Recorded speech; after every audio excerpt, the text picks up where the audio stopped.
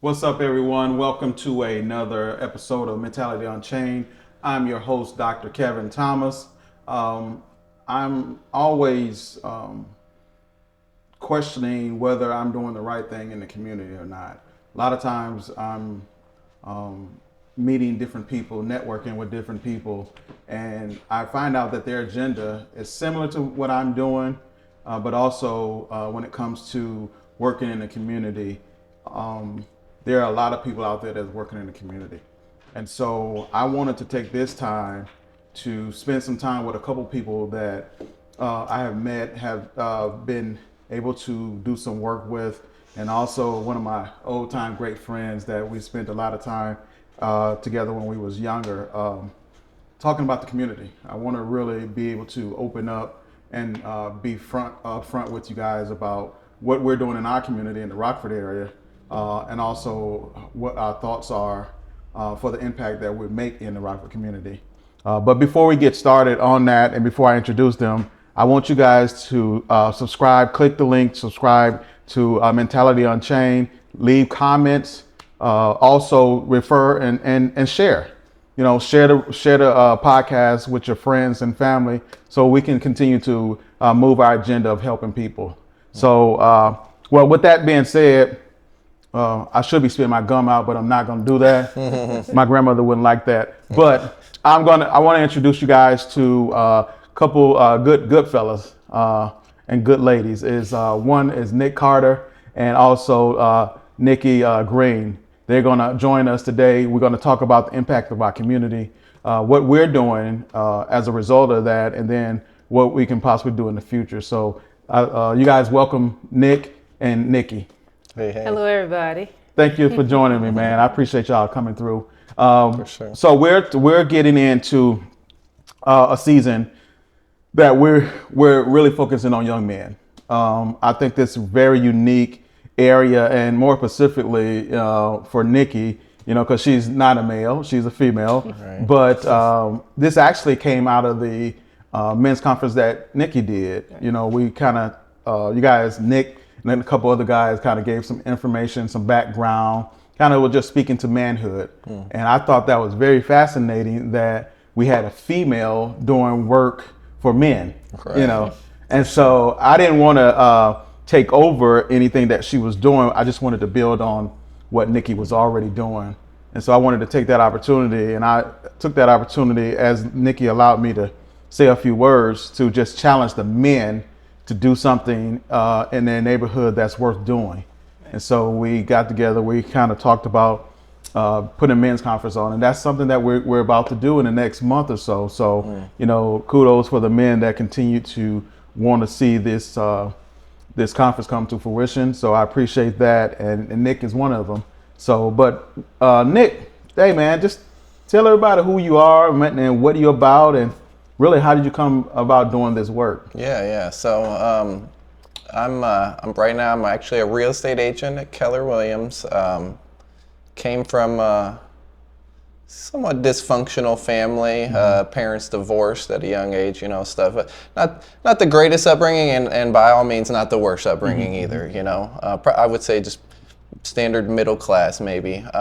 You know, and ended up with some character defects that caused me a lot of setbacks in life, and now it's a soft spot for me to kind of help people with the same issues that I had, and then on top of that, right, as an agent, and my parents rented places everywhere we lived, never owned anything, and because of that, I was always moving from house to house. It is you know, a goal of mine to help people who would probably never own any real estate to become owners of real estate, because I think that would be monumental for their family legacy, for the wealth of the family, and just for the knowledge and education. So those are two of the main areas I would love to make an impact and a difference in community. So. Thanks, man. Hey, man, that's awesome.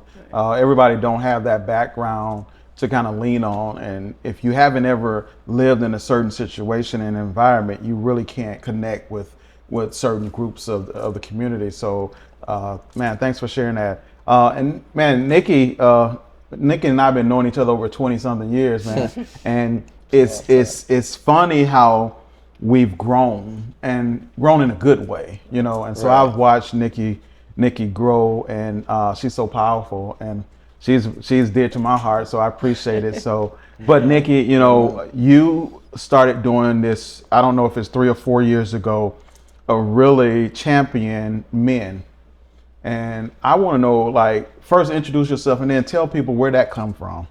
All right. My name is Niiki Green. I am the Vice President and Chaplain of Love and Loyalty. It's a nonprofit organization here in the community. We are all-female motorcycle club our priority is to uplift and encourage, you know, those, the lives of others. You know, that is our main focus. And we take pride in it. It's really near and dear to our heart.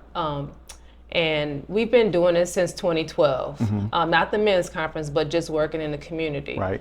And it's a lot of work, you know, but it's rewarding. Yeah. Because it's rewarding when you can see a smile on a child's face, or you can, you know, give them a book bag, or you give them a pair of shoes, and they just be as happy as you gave them $1 million. Right. You know, what seems so small to somebody is big to another. So we just take pride into that, and you know, we don't do any of it for any accolades or anything like that. We do it because it's our responsibility. Gotcha. You know, so we came up with the men's conference because we saw a dire need for men to be present, and that's like a big thing. Yeah. In a lot of men's young boys' life, and I can speak, you know, casually. You know, both of my sons, they didn't grow up with a male or, you know, their father in the home. Okay. And it allowed them to have a gap, meaning, you know, not being able to be a solid foundation when it comes to having, you know, the things that they need to go through an everyday life. So they had to learn as they got older, and they're still learning. You know, but if it was adapted early on and they was conditioned early on, it would help them a lot, you know, better. Yeah. So we've seen that, and it's been just seemed like it's just been growing and growing and growing. You know, just fatherless boys. Yeah. And not even a fatherless, but just not having a male presence in their life. So we just decided to put on a men's conference to connect men with boys. Because there's so many women conferences and women events, and you know, every weekend there's something for women. And not to say that that's nothing wrong, but we can't leave the men out because we need them to be who they need to be. And you know, all this have also come about because when we were younger, me and my sister, who is the president, my grandfather, my uncles, that's all they did was help. They was in the Special Olympics. They helped those who couldn't help themselves. And I'm not saying that those are the same, but just that conditioning of helping people. And I don't know, it's just important to us.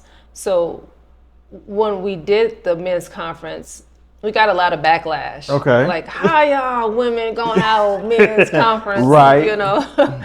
And, you know, we can't explain why we having a men's conference. It's what God told us to do. Okay. You know, and so we didn't let that stop us. You know, that just pretty much motivated us to keep going. And then when you gave that challenge at our last conference, I'm like, finally somebody want to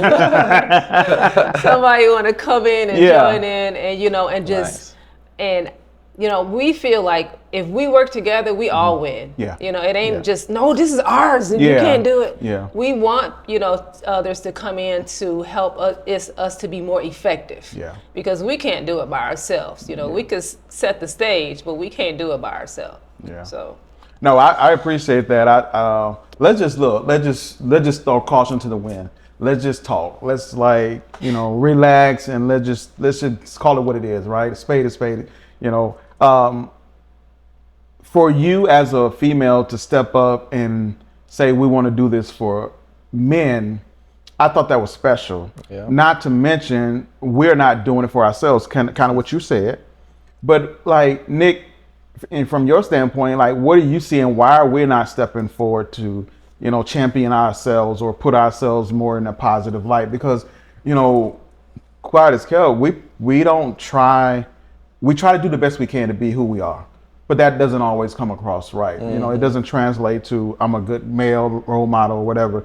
Like, what are you seeing when you see us not doing or standing where we need to be? Yeah, that's a great question. And yeah, kudos, that was awesome.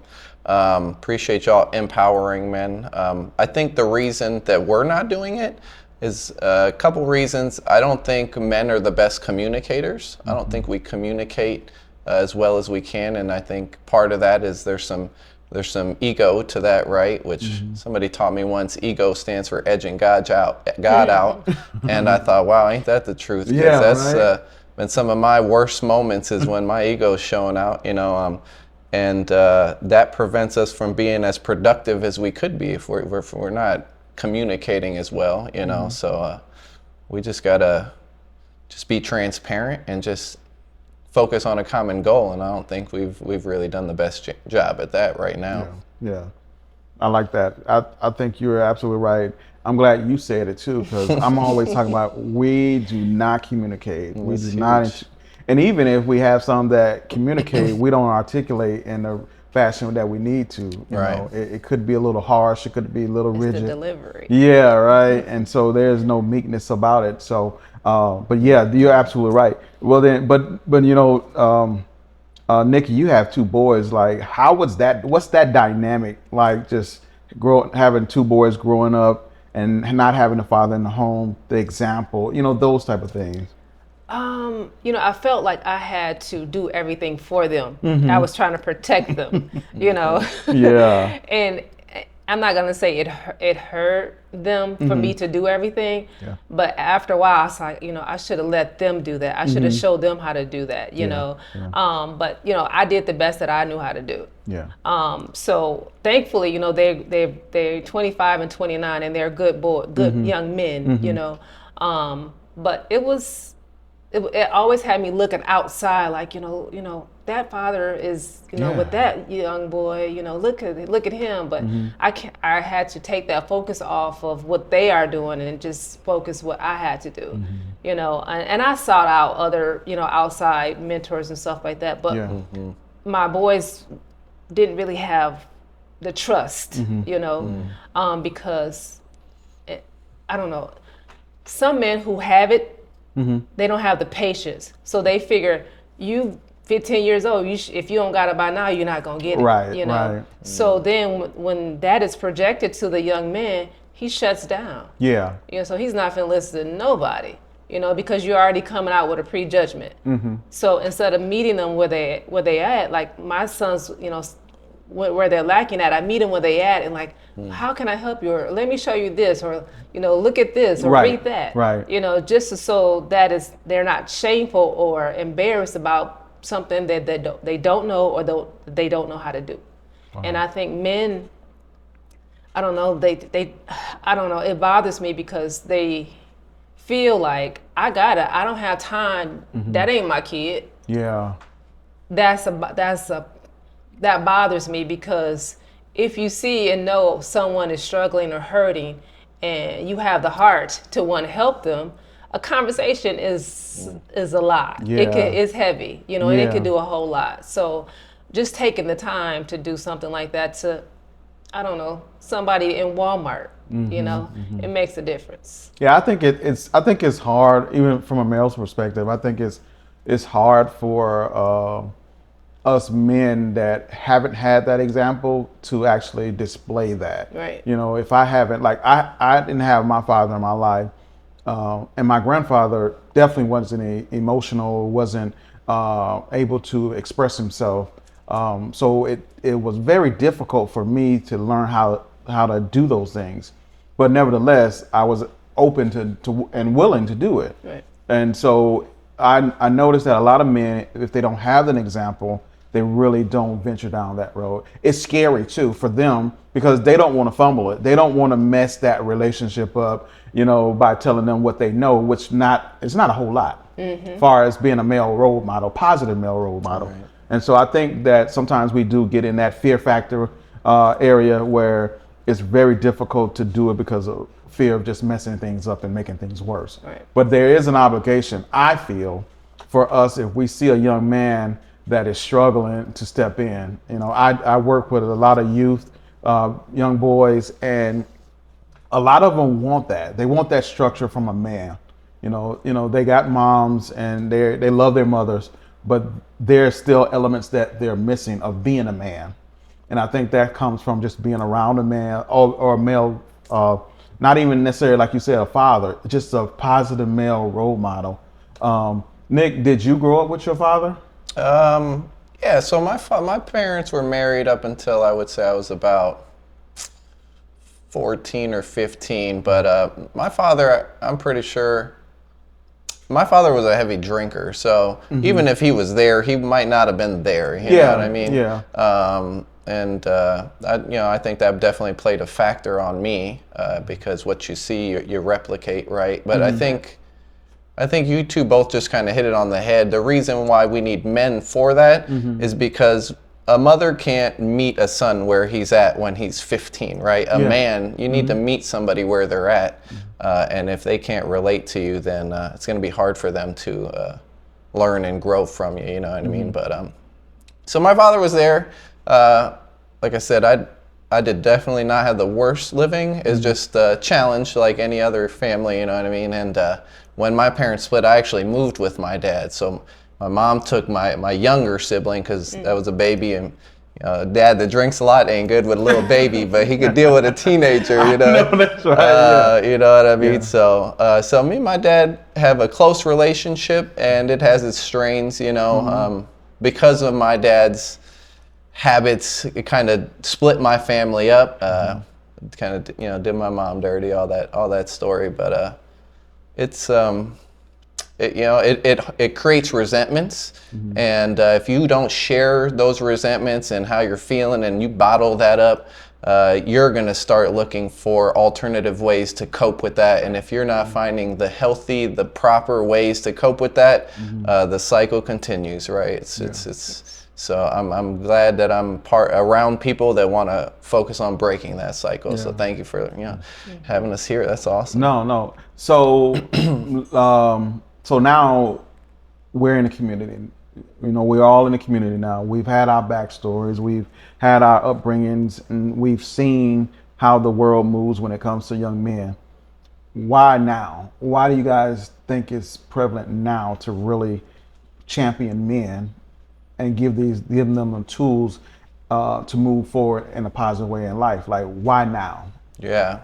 So I can't speak for anybody else, but I think for me, now is when I'm in a position to do that, right? In my younger ages, I wasn't right. You know, I was out here running the streets, doing all that stuff too, you know, and so I wasn't in a position to pour in to anybody. I had to get myself right before I could go and help another person. And, you know, I still have my character defects. I just ask God to help me with them every day, and they get a little better.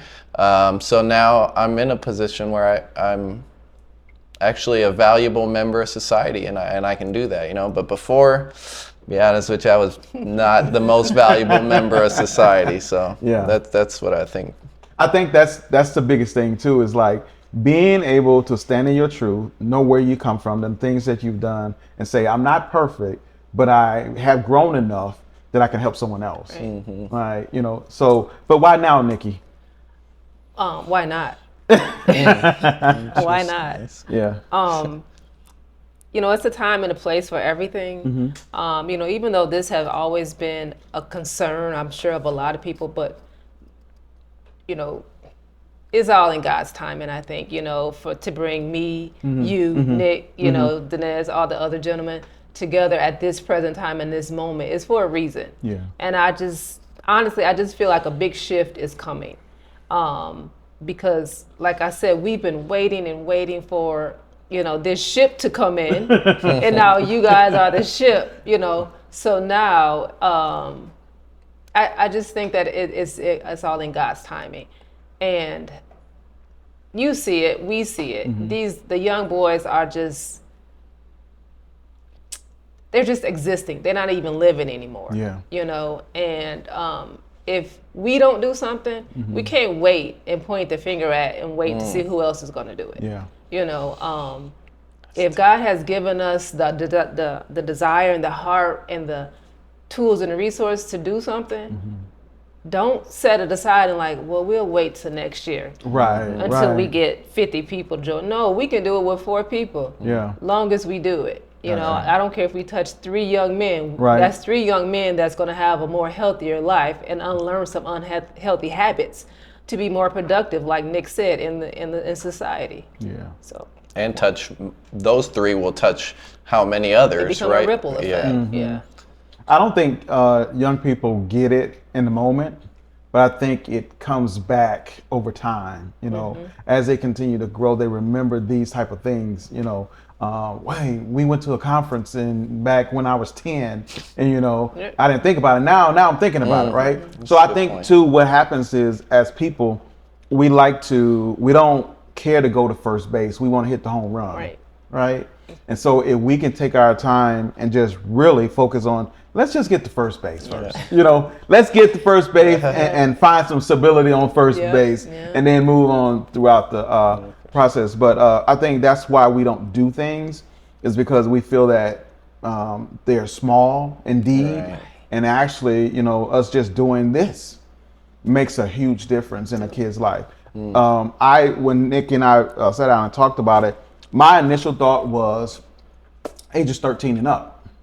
And Niiki brought something back to my mind, and it was so like, I was like, wow, how did I forget that? It's like, you have to get them when they're in those learning stages. And if you try to shoot too high, they've already established themselves. They've already got this mindset of, oh, this is who I am.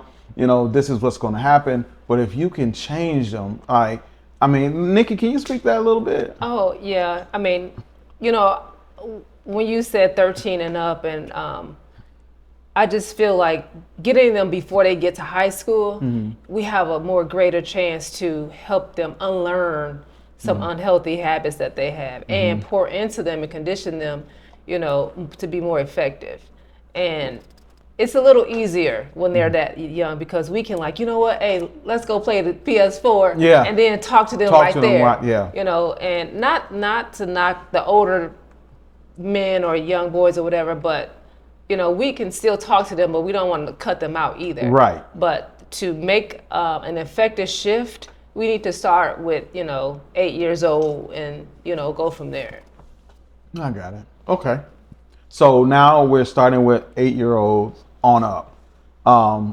What are you guys hoping the impact will be of this conference? Like, what's your overall like outcome vision for this conference? So, you know, that we call it a bold law in my office that says what you focus on expands, right? And I think if we can just get young men focused on the right things, you know, because if what you grow up and what's surrounding you is going to impact you, you know. If you're hanging out with people that ain't doing right, you probably ain't going to be doing right. And if you're hanging out with people who are trying to be better and grow, then, you know, you're probably going to do that. So to get kids in a better environment than maybe they have been previously, and just get them thinking differently in the path of you know, the potential that they have, because a lot of us don't believe that we could do that, and if we can just empower them to realize they have that potential, and just get them in a growth-minded environment, I think it's pretty huge. Wow. Okay. What about you? I think what I would expect to get from this is consistency, because when we're consistent, you know, it's just, you know, study porn. It's kind of like detox them. Yeah. You know. You gotta push some stuff out, right? And just keep them in an environment, you know, with these men and ladies to help them to grow, and, you know, just pour into them all these resources, because there's tons and tons of resources that they don't even know about. Neither do their parents. For sure. Right. So, you know, that would direct them to jobs, training, trades, military, school, education, counseling that they need, you know, and they can get it all right here under one umbrella, you know, and it'll just grow from there. So we talked about, and because you just brought that up, and it just kind of sparked a thought. Parents that are raising these young men, like, initially it was brought to me as well. Why don't you have something with the parents that comes in as well? And I brought it to you, and we talked about it. But you had an interesting take. As a mother, wouldn't you want to come in and learn or understand why your young person is not doing or need more in this and that? But you didn't take that approach. Why? Because I think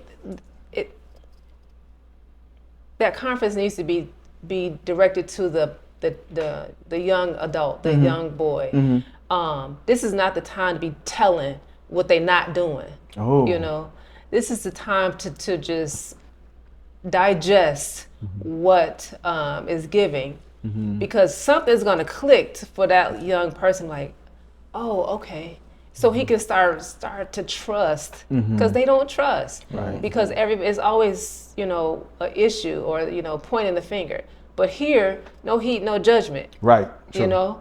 So now, if he can connect to you and he trusts you, so he like, Mama, Dr. Kevin said. Yeah, I see what you're saying. Yeah. So, but if she coming in and she like, well, my son don't do this, he don't do that. Yeah. I'm tired of him. He don't listen, this and that. He already, I don't want to go no more. So we just need to talk to the kids and then maybe have a separate interaction or Q&A with the parents, but not with the kids to hear. Gotcha. So. Okay. I like that. Did you understand? No, I could see that. That's a valid point for sure.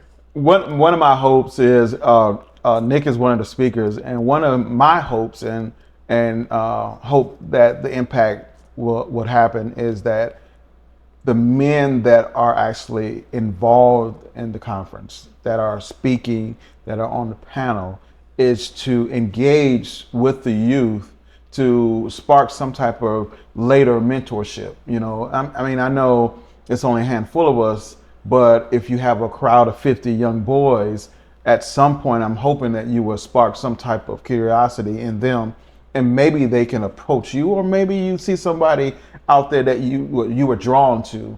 The later mentorship, that's what I'm looking for. I'm hoping that you guys really engage when you're presenting and when they're on the panel, is engaging with the youth to the point where we can start some mentorship after the fact. Because I think when you do things, there always have to be what I call aftercare. How do we follow up with these young people? How do we stay connected with them? And so those are the things that I'm looking for. What's your thoughts on that, Nick? So I think that is the only way, right? Because like she said, with one and dones, you're not going to make the impact that you are with consistency.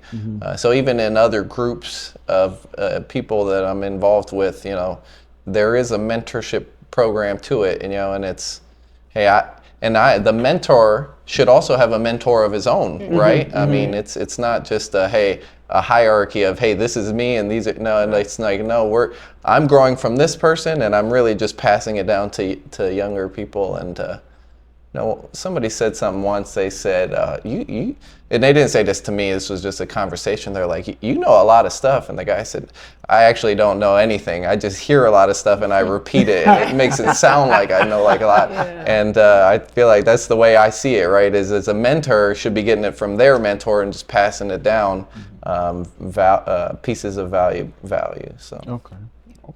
Well, that's great. When you stop learning, you stop growing. Yeah. Okay. Yeah. Complacency. Yeah. Okay. So then, how do you feel about the team aspect of it? Because again, you guys are some powerful men in your own right, and we ask you guys to team up. And I know that can be kind of intimidating sometimes, right? Because you got a guy over here you really don't know, but they got a professional set of skills, and so now we got to try to work together. What do you think about that? I love it. I love it because it allows for just cooperation and compromise to get the best.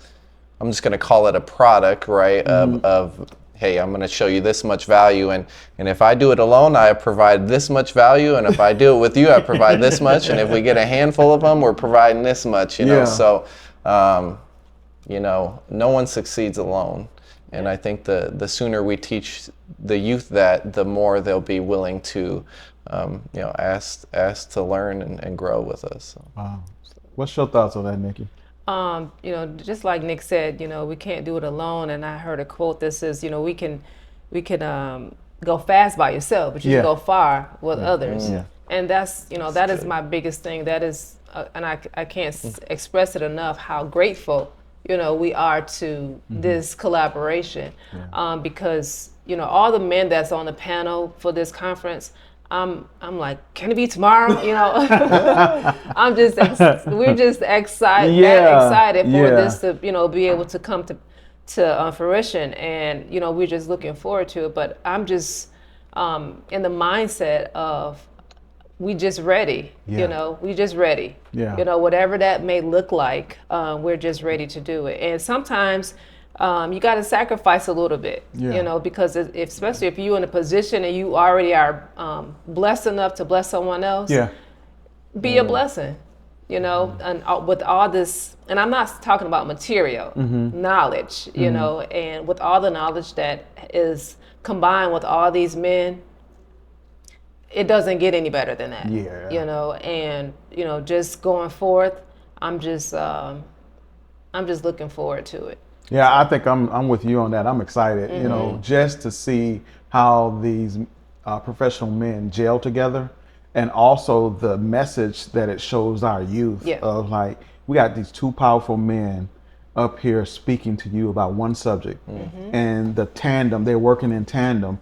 I just think that's beautiful, for us as men to show our young boys that we can work together. We're not fighting. We're not trying to hurt each other. We're giving you vital information for your life together. And so I think that sets another mindset for our youth. And so that's just, it's just powerful to me.